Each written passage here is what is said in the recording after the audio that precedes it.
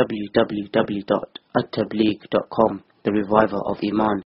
نحمده ونستعينه ونستغفره ونؤمن به ونتوكل عليه ونعوذ بالله من شرور أنفسنا ومن سيئات أعمالنا من يهده الله فلا مضل له ومن يضلله فلا هادي له ونشهد أن لا إله إلا الله وحده لا شريك له ونشهد أن سيدنا ومولانا محمدا عبده ورسوله أما بعد قال النبي صلى الله تعالى عليه وسلم ما من شفيع أفضل عند الله تبارك وتعالى القرآن لا نبي ولا ملك ولا غيره أو كما قال صلى الله عليه وسلم رواه إمامنا غزالی رحمه الله تعالى في كتابه الإحياء العلوم.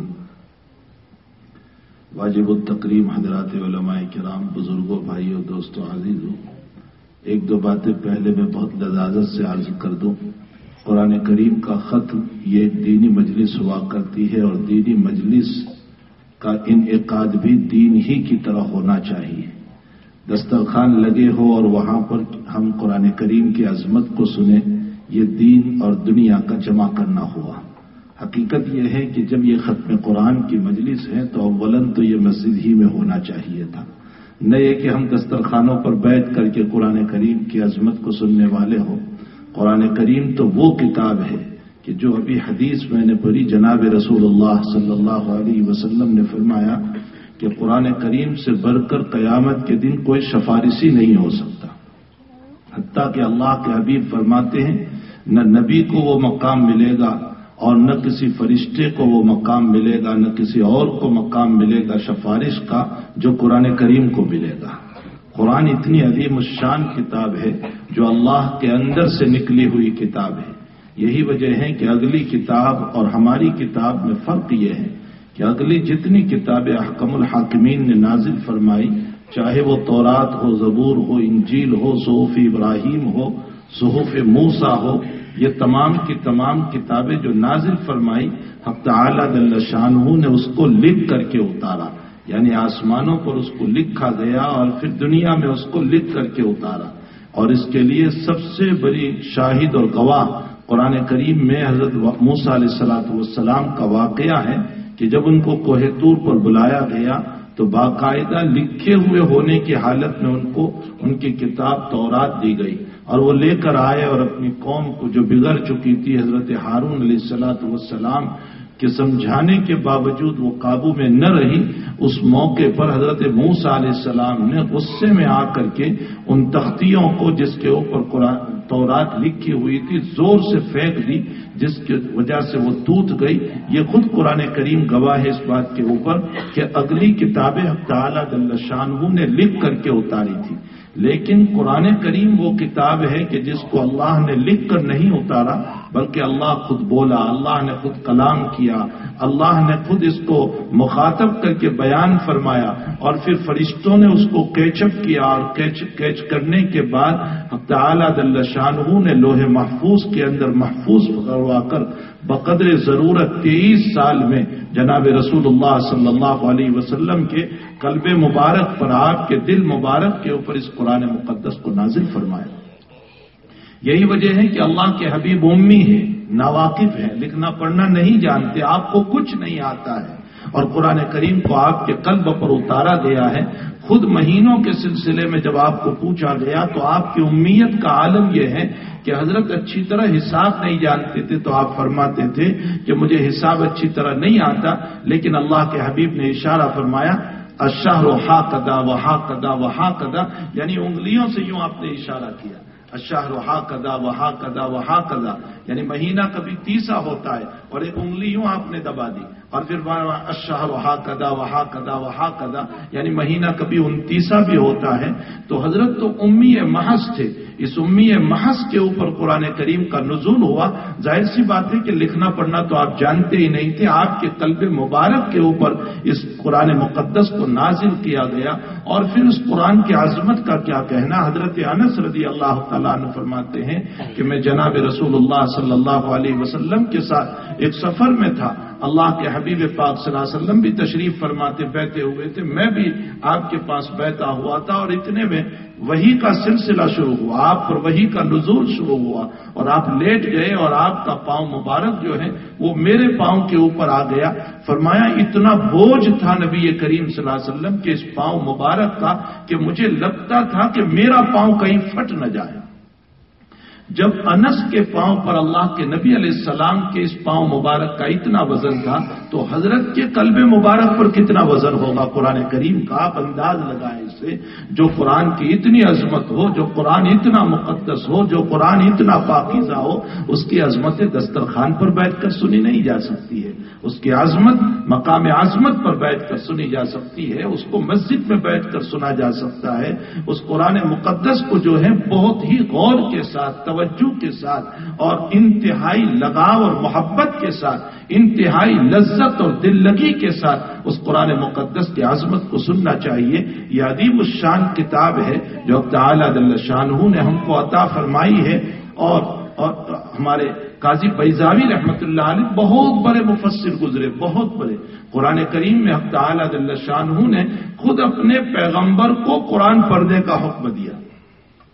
उतलु मा उहिया इलैका मिनल किताब, उतलु, पैगंबर आप पढ़िए इस कुरान को। मालूम होता है तिलावत का, इसको पढ़ने का हुक्म खुद अल्लाह ने अपने पैगंबर को दिया जो साहिब वही है, जिस पर कुरान का नुज़ूल हो रहा है, जिस पर कुरान उतर रहा है, उसको अल्लाह ये हुक्म दे रहा है कि पैगंबर आप इस कुरान को पढ़िए, इसकी तिलावत कीजिए, इसको अपना विर्द बनाइए, इसको अपना वजीफा बनाइए, इसको अपना जिक्र बनाइए। इसको इसीलिए अल्लाह के हबीब पाक सल्लल्लाहु अलैहि वसल्लम ने फरमाया अफजलुल जिक्र कलामुल्लाह, सबसे अफजल अगर कोई जिक्र होगा तो कुरान करीम है, सबसे ऊंचा, न शेख का दिया हुआ न किसी का दिया हुआ, सबसे अफजल अगर कोई जिक्र हो सकता है तो वो कुरान मुकद्दस का जिक्र है। और इंसान जब कुरान पढ़ता है तो उस मौके पर हजरात सूफिया ने लिखा है, सूफिया किराम का ये कौल है कि जिस वक्त बंदा कुरान पढ़ता है या कोई बंदी कुरान पढ़ती है तो ताला जल्ल शानहू उसकी तरफ मुतवज्जे हो जाते हैं। इसलिए कि दुनिया का दस्तूर यह है कि मेरी लिखी हुई किताब को कोई पढ़ता है तो मुझे खुशी होती है, अल्लाह की किताब को कोई पढ़ेगा तो अल्लाह खुश नहीं होगा। यकीनन हक़ ताला जल्ल शानहू खुश होते हैं। तो यह अदीम उश्शान किताब है जो हक़ ताला जल्ल शानहू ने अपने पैगंबर को भी यह हुक्म दिया, उतलु मा उहिया इलैका मिनल किताब। इसी की तफसीर में काजी बैजावी रहमतुल्लाह अलैह ने लिखा है, फरमाया कि कुरान करीम की तिलावत से क्या मिलता है। काजी साहब रहमतुल्लाह अलैह फरमाते तक़र्रुबन इलल्लाह तबारक व तआला, अल्लाह की कुर्बत नसीब होती है, अल्लाह से तुम करीब हो जाते हो। दूसरा जुमला फरमाया तलफ़्फ़ुज़न बि अल्फ़ाज़िही, फरमाया कुरान जब तुम पढ़ोगे तो उसके अल्फाज महफूज हो जाते हैं, उसके अल्फाज जो है वो इंसान को महफूज होते चले जाते हैं, दिलों में कुरान बैठता चला जाता है। तीसरा जुमला आगे फरमाया व इस्तिक्शाफन मानी ही, फरमाया उसके मानी खुलते चले जाते हैं इंसान के सामने। अगरचे कुरान करीम के मानी को समझना और समझ करके पढ़ना यह जरूरी नहीं है। हाँ, अगर कोई इंसान कुरान करीम के मानी को समझे बहुत अच्छा है, नूरुन अला नूर, लेकिन इसके मानी को समझकर ही कुरान पढ़ना यह जरूरी नहीं है। बाज लोगों को इस जमाने में गलत फहमी हो गई, वो मदारिस में आकर के भी ये मशवरा देते हैं कि मौलाना इब्तिदा ही से कुरान के अल्फाज को मानी को समझा करके उसको पढ़ाना चाहिए। हजरत मौलाना अबुल हसन अली नदवी रहमतुल्लाह अलैह जो दुनिया देखा हुआ इंसान है, जो अरब व अजम में गुमा हुआ इंसान है और जिसने अरब व अजम के मदारिस को खंगाल डाला, जिसने अमेरिका की सरजमीन पर बैठकर गुफ्तगू की, जिसके हाथ में काबतुल्लाह की चाबी देकर काबतुल्लाह को खुलवाया गया, इतनी अजीमुल मर्तबत शख्सियत और इतना बड़ा इंसान, एक आदमी ने आकर उनको ये कहा कि हजरत ये जो मकतब में कुरान पढ़ाया जाता है और ये जो हिफ्ज़ में अल्लाहु ला इलाहा अल्लाहु ला इलाहा अल्लाहु ला इलाहा इल्लल्लाह जो रतवाया जाता है, जो पढ़ाया जाता है, क्या फायदा है इसका? इसके मानी को नहीं समझते, पहले इसके मानी को समझाओ। हजरत ने जवाब दिया, मानी के समझने में कहीं अल्फाज भी खत्म न हो जाए। हजरत ने फरमाया खूब गौर से सुनो, चूंकि ये ममालिक जो है ना, इसमें बाद मशवरा देने वाले बहुत खड़े हो जाते हैं, इस तरह के जो मशवरा देते रहते हैं कि शुरू ही से मानी को समझाओ। हजरत ने फरमाया कि कहीं मानी के समझाने में अल्फाज भी खत्म न हो जाए। फरमाया पहले अल्फाज लो फिर मानी आए, पहले अल्फाज लो پھر معانی آئیں گے. اگر الفاظ ہی کو آپ نے نہیں لیا تو معانی کیسے آئیں گے؟ پہلے ہمیں یہ سمجھنا پڑے گا کہ اس کا لفظ کیا ہے، اس کے بعد جا کر کے معنی کا مسئلہ تو پیدا ہوتا ہے. بہت اچھی بات ہے. اسی لیے امام احمد ابن حنبل رحمۃ اللہ علیہ کا خواب بہت مشہور ہے اور لوگ پڑھتے رہتے ہیں. امام احمد ابن حنبل رحمۃ اللہ علیہ نے حق تعالی جل شانہ کو خواب میں دیکھا. وہ کیفیت کیا ہوگی، حقیقت کیا ہوگی، رویت رب ہو سکتا ہے یا نہیں ہو سکتا ہے، ایک جو ہے مستقل مسئلہ ہے جو مدرسے کا ہے، جو دارالعلوم کا ہے. اس کی بحث میں ہمیں پڑھنے کی ضرورت نہیں، لیکن یہ خواب بہت مشہور ہے کہ حضرت امام احمد ابن حنبل رحمۃ اللہ تعالی علیہ نے خواب میں دیکھا جناب باری تعالیٰ کو. فرمایا یا ربی، او میرے اللہ، تیرے نزدیکی حاصل کرنے کا سب سے اونچا عمل کون سا، کیسے تجھ سے قرب نصیب ہو جائے؟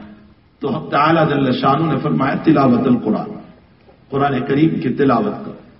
یہ وہ کتاب ہے کہ جس کے ذریعے سے تمہیں میری نزدیکی نصیب ہوگی. تو امام احمد نے سوال فرمایا فہمن او بغیر فہمن، سمجھ کر پڑھو تو آپ کی نزدیکی ملے گی، یا بغیر سمجھے ویسے ہی پڑھتا چلا جاؤ جیسے ہمارے بچے نے حفظ کیا اور بغیر سمجھے پڑھتا چلا گیا، اس پر بھی تیری نزدیکی ملے گی. تو تعالی جل شانہ نے فرمایا فہمن او بغیر فہمن، سمجھ کر پڑھو تو بھی میرا قرب ملے گا، اور بغیر سمجھے پڑھو تو بھی قرب ملے گا. علماء نے اس خواب کی وضاحت میں یوں لکھا ہے کہ فہمن کا تعلق فقہا سے ہے اور بغیر فہمین کا تعلق محدثین سے. فرمایا فقہا کا کام یہ ہے کہ وہ فہم، سمجھ، فراست اور گہرائی اور بصیرت کے ساتھ قرآن کریم کے معانی کو لے کر مسائل کا استنباط کرے، اور بغیر فہمین محدثین کا کام یہ ہے کہ اس کے الفاظ کو، روایات کو جمع کر دیں اور فقہا کے حوالے کر دیں کہ اب آپ اس کے اندر سے مسائل کو نکالیں، استخراج کریں اور امت کے سامنے پیش کریں. تو بہرحال کہنے کا مطلب یہ ہے کہ قرآن کریم ایک عظیم الشان کتاب ہے، بہت عظیم المرتبت کتاب ہے. ہمیں چاہیے کہ اس قرآن کی عظمت کریں، اس کو اپنے دلوں میں بٹھائیں، اس کا ورد رکھیں. قاسم العلوم والخیرات حضرت نانوتوی رحمۃ اللہ علیہ کا نبیرہ اور اس کا پوتا قاری طیب صاحب نور اللہ مرقدہ، ان کی زبان اور میرے کان تھے. میں اپنے طالب علمی کا زمانہ اور میں دیوبند پہنچا ہوا تھا، اور میں نے حضرت سے عصر کے بعد کی مجلس میں سنا. اسی قرآن کریم کی مجلس پر گفتگو کرتے کرتے حضرت نے یوں فرمایا کہ میرے والد صاحب حافظ احمد صاحب رحمۃ اللہ علیہ اپنی وفات سے 5 یا 6 دن پہلے مجھ کو بلایا اور بلا کر کے مجھ کو یوں کہا بیٹے طیب، اللہ نے تجھ کو عزت دی، دارالعلوم دیوبند کا محتمم بنایا. فرمایا بہت اچھی بات ہے، تیرا اہتمام تجھے مبارک، تیری عزت تجھے مبارک، تجھے دولت ملے تجھے مبارک. دولت بھی تیرے لیے، عزت بھی تیرے لیے، اہتمام بھی تیرے لیے، محتمم بننا بھی تیرے لیے، سب کچھ تیرے لیے. لیکن بیٹے میں نے تجھ کو حافظ بنایا ہے وہ میرے لیے. والد صاحب نے فرمایا، حافظ احمد صاحب رحمۃ اللہ علیہ نے فرمایا بیٹے میں نے تجھ کو حافظ بنایا ہے وہ میرے لیے، ساری چیزیں تیرے لیے لیکن تیرا قرآن میرے لیے ہے. فرمایا والد صاحب میں کیا کروں آپ کے لیے؟ فرمایا میرے مرنے کے بعد ایک دن بھی میرا ایسا نہ گزرے کہ جس کے اندر تیرا قرآن مجھے نہ پہنچے، روزانہ تیرا قرآن مجھے پہنچنا چاہیے. قاری صاحب فرماتے ہیں کہ میرے والد صاحب کا انتقال صبح میں ہوا اور میں نے شام کو مغرب کے بعد اوابین کے اندر ایک پارا پردہ اپنے اوپر طے کر لیا، اور جس دن انتقال ہوا اسی دن کی رات کے اوابین سے لے کر آج میری عمر بڑھاپے کو پہنچ چکی ہے، ایک دن بھی سفر و حضر کا نہیں گیا کہ میں نے اوابین میں ایک پارا پڑھ کے اپنے والد صاحب کو نہ پہنچایا. اور ساتھ ساتھ حافظ احمد صاحب رحمۃ اللہ علیہ نے اپنے بیٹے کو وصیت کرتے ہوئے یہ بھی فرمایا تھا کہ میرے بیٹے جب میرے والد صاحب بانی دارالعلوم دیوبند قاسم العلوم والخیرات حضرت نانوتوی رحمۃ اللہ علیہ کی وفات کا وقت جب قریب آیا تو میرے باپ نے بھی مجھے بلا کر یہی وصیت کی تھی، یہی نصیحت کی تھی کہ اہتمام تجھے مبارک، دولت تجھ کو مبارک، عزت تجھے مبارک، شہرت تجھ کو مبارک، سب کچھ تجھے مبارک، لیکن تیرا قرآن میرے لیے ہے. تو میرے بیٹے میں نے بھی اپنے والد صاحب کے لیے روزانہ ایک پارے کا اہتمام کیا ہے. تو ہمارے بھائی عبدالعزیز صاحب کے اس بیٹے نے جو قرآن کریم کو حفظ کیا، میں سے بھی یہ نصیحت کروں گا یا میرے الفاظ کو کوئی اس کو انگلش میں سمجھا دے کہ یہ قرآن اللہ تجھے دولت بھی دے، عزت بھی دے، سب کچھ دے، یہ ساری اپنی اولاد کے لیے ہے، لیکن قرآن اپنے والدین کے لیے ہے، تاکہ روزانہ ہم اس قرآن مقدس کی تلاوت کر کے اپنے والدین کو پہنچاتے رہے۔ پھر ہم مسئلہ یہ بھی نہیں سمجھتے، بعض لوگ یہی سمجھتے ہیں کہ ایصال ثواب مرحومین ہی کو ہوتا ہے، زندوں کو نہیں ہو سکتا۔ بعض لوگ یہی مسئلہ جانتے، حالانکہ ایصال ثواب زندوں کو بھی ہوتا ہے۔ جو آدمی زندہ ہے اور ان کے لیے بھی اگر آپ قرآن کریم کی تلاوت کریں، ان کے لیے صدقہ کریں تو ایصال ثواب ہو سکتا ہے۔ اور علماء نے جس مسئلے سے استنباط کیا ہے وہ مسئلہ یہ ہے کہ جناب رسول اللہ صلی اللہ علیہ وسلم نے بیماری کی وجہ سے، ضعف کی وجہ سے ان کی حیاتی میں ان کی طرف سے حج بدل کرنے کی اجازت دی ہے، تو جب حیاتی میں حج بدل کے ذریعے سے زندوں کو ثواب پہنچایا جا سکتا ہے تو قرآن کریم کی تلاوت کر کے بھی زندوں کو ثواب پہنچایا جا سکتا ہے، صدقہ کر کے بھی زندوں کو ثواب پہنچایا جا سکتا ہے۔ اس لیے اگر ہمارے والدین زندہ ہے تو ان کے لیے بھی یہ نہیں کہ موت کا انتظار کریں کہ چلو والد صاحب مریں گے تب ہم قرآن کریم ان کو پہنچائیں گے، یا والدہ کا انتقال ہوگا تب ان کو قرآن کریم پہنچائیں گے۔ حالت حیات میں بھی اولاد کو چاہیے کہ تلاوت قرآن کریں اور اپنی اولاد کو قرآن کریم، اپنے ماں باپ کو قرآن کریم کا ثواب پہنچائیں۔ بہرحال یہ عظیم الشان کتاب ہے، بہت اونچی کتاب ہے جو تعالیٰ جل شانہ نے عطا فرمائی۔ تو قاضی بیضاوی رحمۃ اللہ تعالی علیہ فرماتے ہیں اتل ما اوحی الیک من الکتاب کی تفسیر کے اندر فرمایا کہ قرآن کریم تقرب الی اللہ تعالی کا ذریعہ ہے، اللہ کا قرب نصیب ہوتا ہے۔ نمبر 2، اس کے الفاظ محفوظ ہوتے ہیں، یعنی انسان حافظ قرآن ہوتا ہے۔ نمبر 3، استقصافاً بمعانی ہے، اس کے معانی کھلتے ہیں، انسان کو اس کے معانی کا پتہ چلتا ہے۔ اور قرآن تو اپنے اندر جو معانی لیے ہوئے ہیں، مشکات شریف کی روایت ہے، نبی کریم صلی اللہ علیہ وسلم کا ارشاد ہے لا ينقضي عجائبہ، قرآن میں جو رموز ہے، جو غوامض ہے، جو معانی ہے، وہ کبھی ختم ہونے والے نہیں۔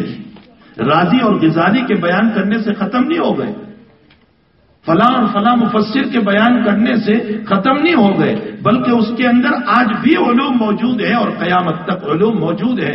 حکیم علومت حضرت عبداللہ تھانوی نبر اللہ مرکزہ نے جب بیان القرآن جو آپ کی تفسیر ہے اس کو جب لکھا تو حضرت نے فرمایا میں نے اپنی یہ تفسیر اپنے علم کے مطابق طلباء کے لیے لکھی۔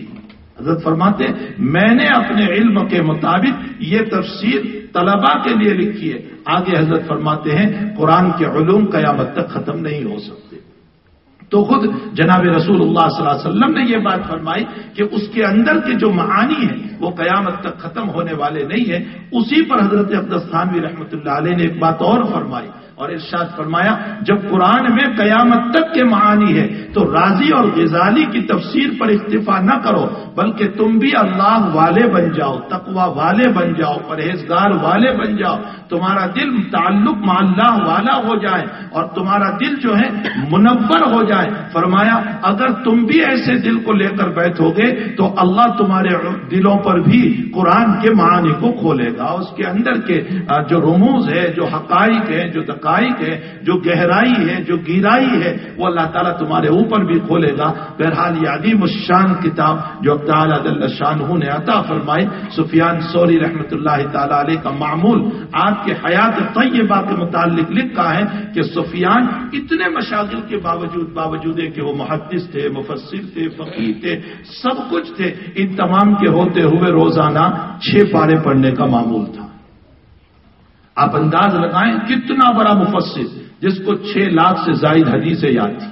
امام ابو حنیفہ علیہ الرحمہ کے ہم زمان ہیں، اتنا بڑا آدمی ہو کر کے بھی تلاوت قرآن میں اپنے آپ کو لگاتا ہے تو قرآن کریم کو اپنا مشغلہ بنانا چاہیے، اس کا ذکر کرنا چاہیے۔ عموماً عوام کے اندر سے تلاوت قرآن کا مزاج ختم ہو گیا، صرف رمضان کے اندر چند پارے پڑھ لیتے ہیں، باقی سال بھر تلاوت قرآن کا کوئی مشغلہ ہی نہیں۔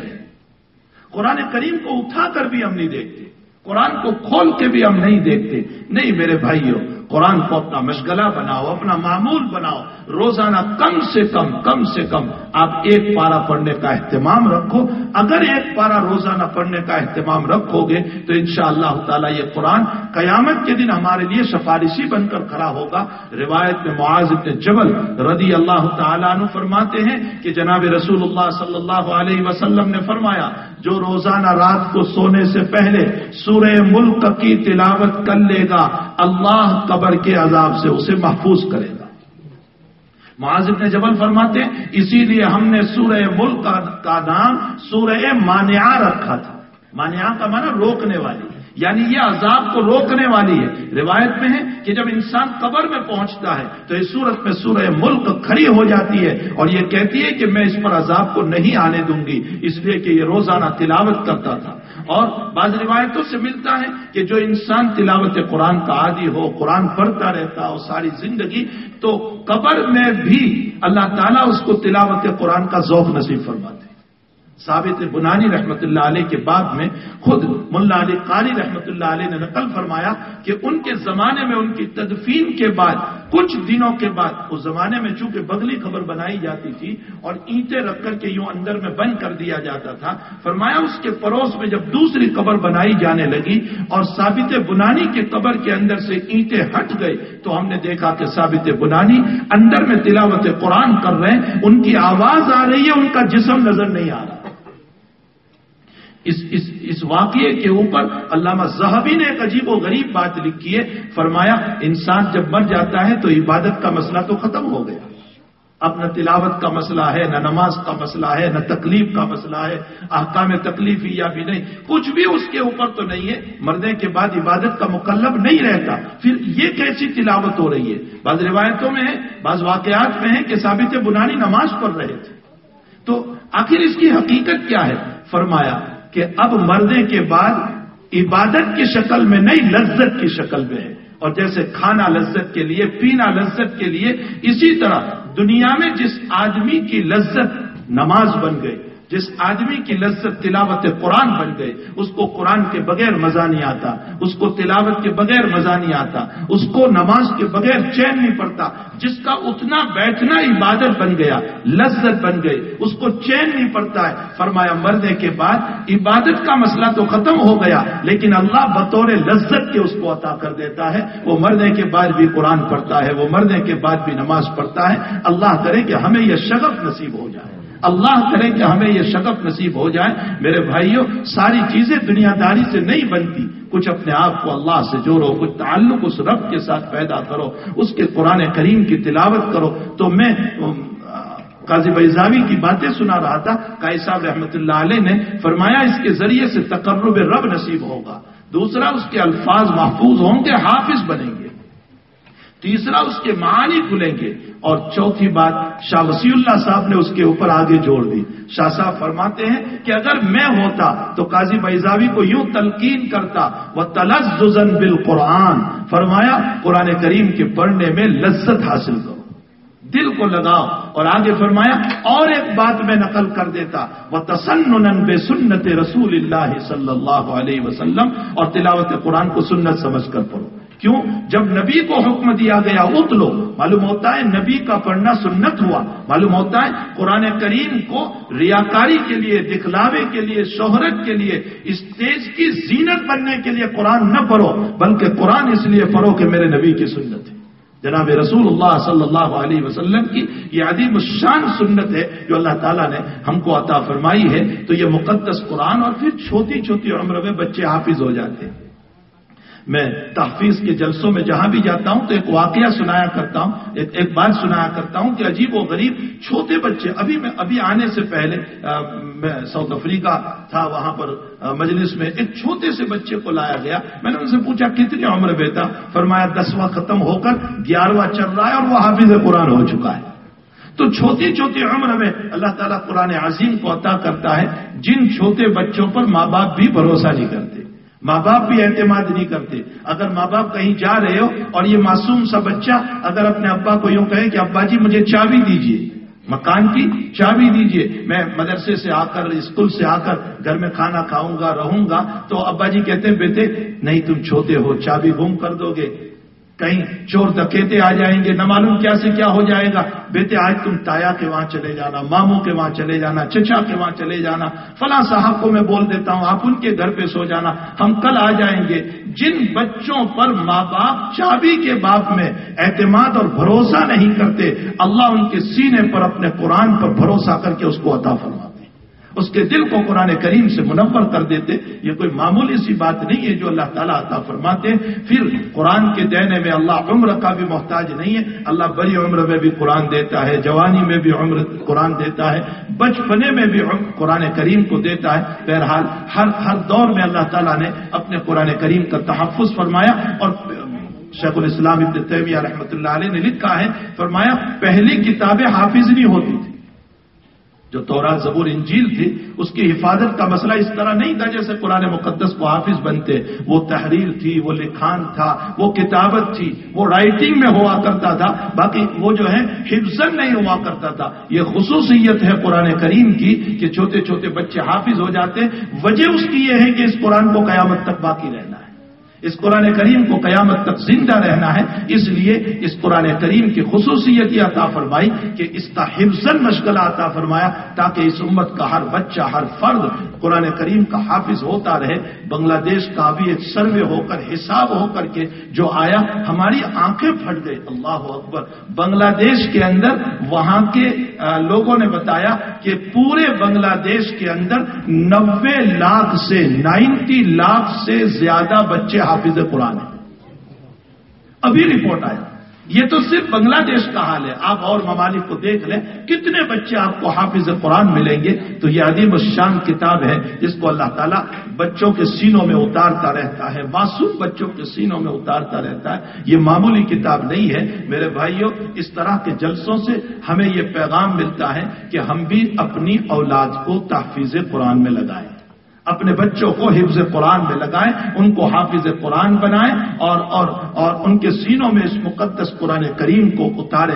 اس قرآن کی یاد کے بعد، محفوظ کر لینے کے بعد، حفظ کر لینے کے بعد، پھر آپ کی چوائس ہے، آپ اس کو عالم بنائیں، آپ اس کو کسی اسکول میں بھیجیں، اور اس طرح آپ اس کو کسی یونیورسٹی میں بھیجیں، یہ آپ کی اپنی چوائس ہوگی، لیکن پہلے حافظ ضرور بنائیں، پہلے اس کے سینے میں قرآن کو اتار دیں۔ انشاءاللہ اگر اس کو صحیح دوستی ملی، صحیح یاری ملی، صحیح تعلقات والے ملے، تو اس کا قرآن اس کو بچا لے گا، اس کا قرآن صحیح راستے پر۔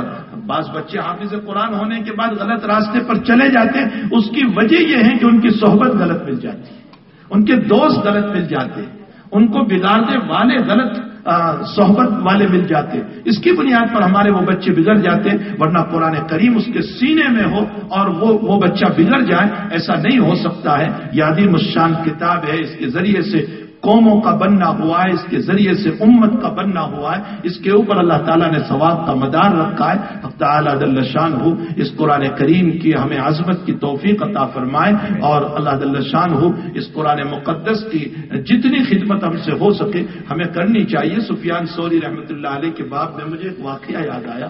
سفیان ثوری علیہ الرحمہ ایک مرتبہ حدیث شریف لکھ رہے تھے، اس زمانے میں لکڑے کی قلم ہوا کرتی تھی، تو یوں روشنائی میں دبائی، اور دبونے کے بعد ابھی تو یوں اٹھا کر لکھنے گئے، اتنے میں ایک مکھی آئی، اور اس مکھی نے آ کر کے اس کے اوپر بیٹھ گئی، اس روشنائی کے اوپر۔ حضرت یہ سمجھے کہ شاید یہ پیاسی ہے، اس کو پانی کی ضرورت ہے، تو اس کو جو ہے تھوڑی دیر پی لینے دیا۔ جب مکھی اڑ گئی تو اس کے بعد لکھنا شروع کیا۔ جب سفیان کی موت ہوئی تو وفات کے بعد کسی نے دیکھا، فرمایا حضرت کیا گزری آپ کے اوپر؟ فرمایا میں تو بڑے اعتماد پر گیا تھا کہ حدیثیں بہت ہے، تفسیر بہت ہے، فقہ بہت ہے میرے پاس، اسی کے اوپر میری نجات ہو جائے گی، لیکن اللہ نے اس میں سے کسی کا ذکر نہیں فرمایا۔ اللہ نے یوں فرمایا، میرے سفیان تیرا ایک چھوٹا سا عمل میرے پاس ہے، میں اسی کے اوپر تیری مغفرت کر دیتا ہوں۔ فرمایا وما ہی یا ربی، فرمایا میرا عمل کیا ہے؟ تو رب کریم نے فرمایا کہ تو ایک مرتبہ حدیث شریف لکھ رہا تھا اور تیرے قلم کے اوپر مکھی آ کر بیٹھ گئی تھی، اور تو نے یہ سوچا کہ بیچاری پیاسی ہے، اس کو پی لینے دے، تو 2-3 منٹ وہ بیٹھی رہی، اڑ گئی، اس کے بعد تو نے حدیث شریف کو لکھنا شروع کیا۔ تو نے میری چھوٹی سی مخلوق پر رحم کیا، اسی کی بدولت میں تجھے معاف کر دیتا ہوں۔ اسی لیے جناب رسول اللہ صلی اللہ علیہ وسلم نے فرمایا، ترمذی شریف کی روایت ہے، لا تحقرن من المعروف شیئا ولو ان تلقى اخاك بوجه طلق، فرمایا کسی چھوٹے سے عمل کو بھی چھوٹا نہ سمجھو، چاہے اپنے بھائی کو محبت سے مسکرا کر ملنا ہی ہو، اس کو بھی چھوٹا نہ سمجھو۔ جب تم کسی سے محبت سے ملتے ہو، پیار سے ملتے ہو، ہنس کر ملتے ہو، اللہ اس پر بھی تمہاری مغفرت کر دے گا۔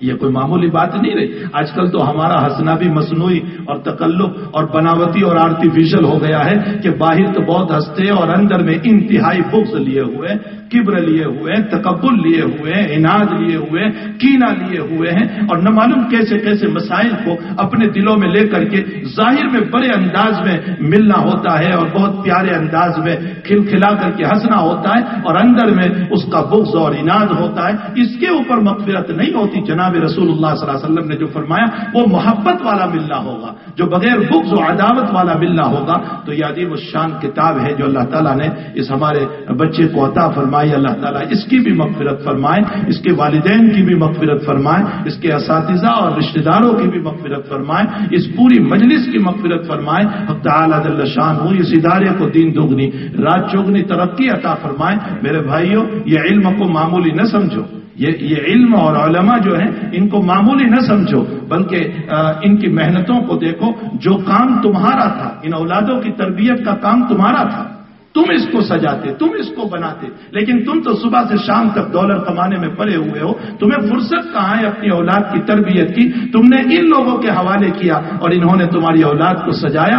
حقیقت یہ ہے کہ ان لوگوں کا احسان عظیم ہے آپ لوگوں پر، عظیم الشان احسان ہے ان علماء کا کہ جنہوں نے تمہاری اولاد کی تربیت کی، ان کو حافظ بنایا، ان کو عالم بنایا، ان کو قاری بنایا، ان کو مقری بنایا، اور ان کو بہترین قسم کا انسان بنا کر کے تمہارے سامنے پیش کیا۔ اس لیے کہ ایک باغ کو ویران کرنے کے لیے کسی محنت کی ضرورت نہیں، لیکن ایک باغ کو آباد کرنے کے لیے محنت کی ضرورت ہوتی ہے۔ اگر آپ کے بچے پر محنت نہ ہوتی، وہ تباہ و برباد، وہ ڈرگس کے حوالے ہو جاتا، وہ کزینوں کے حوالے ہو جاتا، وہ آوارہ ہو جاتا، وہ روزانہ ایک نئی لڑکی کو ہاتھ میں لے کر کے چلتا، لیکن اس کی زندگی کو ان علماء نے سجایا اور ان کو بنایا۔ اس لیے ان علماء کا احسان ماننا چاہیے اور علماء کے پیچھے نہ پڑو، ان کی برائیاں نہ کرو، میں میرے بات میں کچھ نہیں کہتا، میں یہاں کے علماء کے بات میں کہہ رہا ہوں کہ ان علماء کے پیچھے نہ پڑو، ان کی برائیاں نہ کرو۔ حقیق الامت حضرت اقدس تھانوی نور اللہ مرکزہ نے لکھا ہے کہ قرآن کریم اگر غلط چھپ گیا، اس کے اندر پریس کی غلطیاں آ گئی، تو وہ قرآن پڑھنے کے قابل نہیں ہوتا ہے، لیکن اس کی توہین نہیں کی جائے گی، اس کی تلاوت نہیں کریں گے لیکن اس کی توہین نہیں کی جائے گی، بلکہ اس کو اکرام کے ساتھ، عزت کے ساتھ کہیں دفن کر دیا جائے گا۔ آخر عالم ہے، اس سے کوئی غلطی ہو سکتی ہے، وہ معصوم نہیں ہے، وہ نبی نہیں ہے۔ اب صحابہ کرام کا بھی مسئلہ، تابعین کا بھی مسئلہ، محدثین کا بھی مسئلہ، اکابر کی ساری زندگی ہمارے سامنے ہے۔ انبیاء کرام صرف معصوم ہیں جن سے کوئی خطا نہیں ہوتی، کوئی غلطی نہیں ہوتی ہے، باقی ہر ایک سے غلطی ہو سکتی ہے، لیکن ان کی غلطی کے پیچھے پڑ کے ان کی اہانت کرنا، ان کی توہین کرنا، ان کی تذلیل کرنا اور ان کے پیچھے پڑنا، یاد رکھو خطرے کی گھنٹی ہے، خطرے کی گھنٹی۔ اور میں نے ابھی مولانا سلیم صاحب دھورات گجرات تشریف لائے تھے کھرور، مولانا نے ایک عجیب بات کہی، میں آپ کو وہ بات سناؤں، میں میری طرف سے نقل نہیں کرتا ہوں، میں نے آپ کو حوالہ دے دیا۔ مولانا نے کہا کہ میں نے انگلینڈ کی زمین پر ان لوگوں کو جنہوں نے علماء کی توہین کی ہے، میں نے ان کی اولادوں کو مرتد ہوتے ہوئے دیکھا ہے۔ یہ خود مولانا کہہ رہے ہیں کہ میں نے ان کی اولادوں کو مرتد ہوتے ہوئے دیکھا ہے، کہ ان کی اولادیں مرتد ہو گئی، ایمان سے نکل گئے اور ایمان چھوڑ بیٹھی۔ میرے بھائیوں، اس لیے ہمیں چاہیے کہ جو علماء رات دن ہماری اولاد کی تربیت میں پڑے ہوئے، ان کی زندگیوں کو بنانے میں پڑے ہوئے، ایک ایک مسئلے کے پیچھے اپنی زندگی کو کھپا رہے، اپنے آپ کو لگا رہے، اور جو ہے اپنا وقت اس کے اندر صرف کر رہے، ان علماء کا اکرام کرنا چاہیے۔ میں ایک چھوٹی سی میری اپنی مثال دوں، ابھی چند دنوں پہلے ایک مولانا میرے پاس تشریف لائے، میں قریباً 11:45 بجے سبق پڑھا کر ابھی گھر میں آیا۔ وہ ایک دارالعلوم کے مدرس تھے اور وہ ایک حدیث شریف کی تحقیق میں اس حادث کے پاس آئے اور مجھے کہا کہ اس کا حوالہ نہیں مل رہا ہے، آپ مجھے حوالہ دے دے ذرا اس کا۔ تو میں نے کہا ایک دم سے تو میں کیسے آپ کو حوالہ دوں، میں تحقیق کروں گا. اور اس کے بعد تو انہوں نے کہا کہ مجھے آگے سفر ہے، میں ابھی شام تک میں واپس آ جاؤں گا، دابھیل وغیرہ جا کر کے وہاں تک میں اگر مل جائیں تو آپ مجھے اس کا حوالہ دے دیں، مجھے بہت ضرورت ہے، میں کتاب لکھ رہا ہوں اور اس میں مجھے اس حدیث کو درج کرنا ہے، لیکن اس کے حوالے کی مجھے ضرورت ہے. میں واللہ آپ کو کہتا ہوں کہ 12 بجے میں نے ابھی کھانا نہیں کھایا تھا اور میں کتابیں لے کر کے بیٹھا. قریباً شام کو 3:30 بجے تک جب میرا دوسرا گھنٹہ اور پیریڈ شروع ہو رہا تھا پڑھانے کا، وہاں تک میں مسلسل کتابیں دیکھتا رہا 2-2.5 گھنٹے تک، اور الحمدللہ مجھے وہ حوالہ مل گیا. جب وہ 4:30 کو آئے تو میں نے ان کی کتاب اور حوالہ پیش کر دیا. ایک ایک حدیث کے پیچھے، ایک ایک مسئلے کے پیچھے اپنے وقتوں کو کھپانا پڑتا ہے. جو علماء اپنے اوقات کو کھپاتے ہیں ان کے پیچھے پڑھ کر کے ہمیں کیا ملے گا؟ کیا ہماری دنیا سنور جائے گی؟ کیا ہماری آخرت سنور جائے گی؟ حقیقت یہ ہے ہمیں قرآن کی، اہل قرآن کی، ہمیں کلام رسول کی اور جو ہے حدیث پر عمل کرنے والوں کی، اہل علم کی ہمیں قدر کرنا چاہیے. اللہ جل شانہ ہم تمام کو قرآن مقدس کی عظمت نصیب فرمائے اور قرآن کریم کی تلاوت کا ہمیں ذوق نصیب فرمائے اور قرآن کریم کی مقدس تعلیمات پر ہم سب کو عمل کی توفیق عطا فرمائے. یہ آج جو دعوت کے لیے سزا ہوا ہے یہ بھی اسی قرآن ہی کی تو برکت ہے. حضرت عمر رضی اللہ تعالیٰ عنہ کے بیٹے عبداللہ ابن عمر رضی اللہ تعالیٰ عنہ حافظ قرآن پورے نہیں ہوئے، صرف سورہ بقرہ بھی حفظ کی تھی. تو حضرت عمر کو اتنی خوشی کہ پورا اونٹ ذبح کر کے ان کی دعوت کرائی.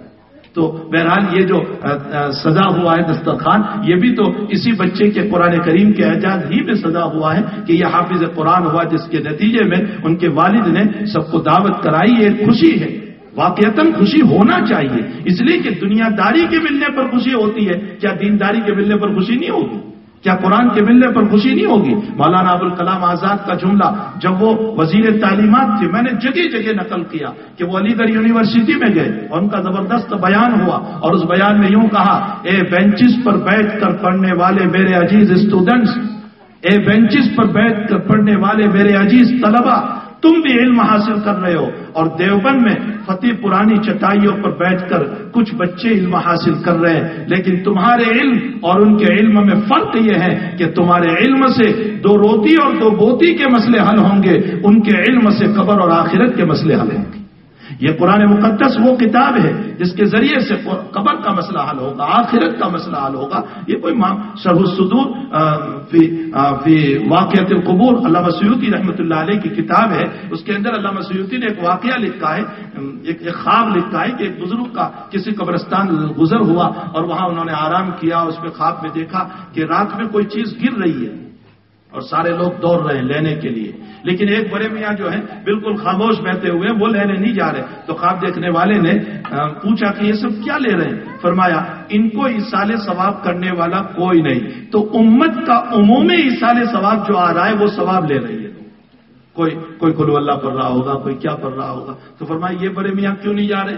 ان کو ضرورت نہیں ہے. تو بڑے میاں نے جواب دیا، میرا بچہ حلوائی کی دکان پر حلوہ بیچتا ہے اور میں نے اس کو حافظ قرآن بنایا ہے اور وہ روزانہ رات دن میں 1 قرآن پڑھ کے مجھے بھیجا کرتا ہے.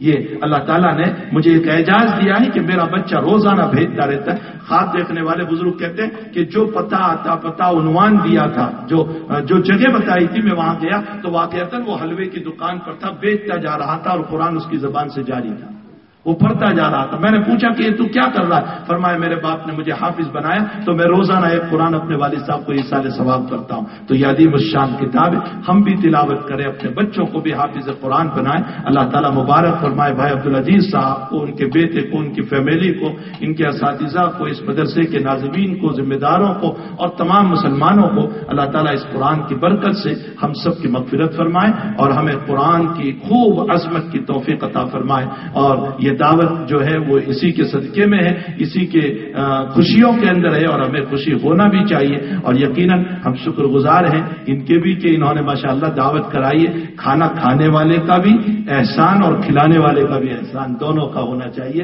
اس لیے کہ کھانا کھانے والے نے جہاں پر کھانا کھایا اور سامنے والے کی دعوت کو قبول کیا، بہت اچھی بات ہے. لیکن میرے نبی نے بتایا کہ کھانا کھلانے والے کا بھی احسان. کیسے پتا چلا کہ اس کا احسان؟ الحمدللہ اللہم اطعم من اطعمنی. نبی نے ہم کو دعا سکھائی کہ جس نے تم کو کھانا کھلایا اس کو تم دعا دو. کیا دعا دو؟ اے اللہ اس کو کھانا کھلا جس نے مجھ کو کھانا کھلایا. یہ اس کا شکریہ ادا کیا جا رہا ہے جس نے ہم کو کھانا کھلایا. اللہم اطعم من اطعمنی واسقِ من سقانی. بزرگوں کا قول اسی وقت قابل قبول ہوگا جب وہ روایت سے نہ ٹکرائے، اور اگر روایت سے ٹکراتا ہے تو پھر بزرگوں کا قول قابل قبول نہیں ہوگا. حق تعالی جل شانہ دعوت کرنے والوں کو، کھانے والوں کو، سب کو ہی اللہ بہترین بدلہ عطا فرمائے. اور اس کھانے کے نتیجے میں حق تعالی جل شانہ قرآن کریم کی عظیم خوشیاں جو ان کے مکان میں آئی ہے، اللہ اس کو مبارک فرمائے. وصلی اللہ علی نبی الکریم برحمتک یا ارحم.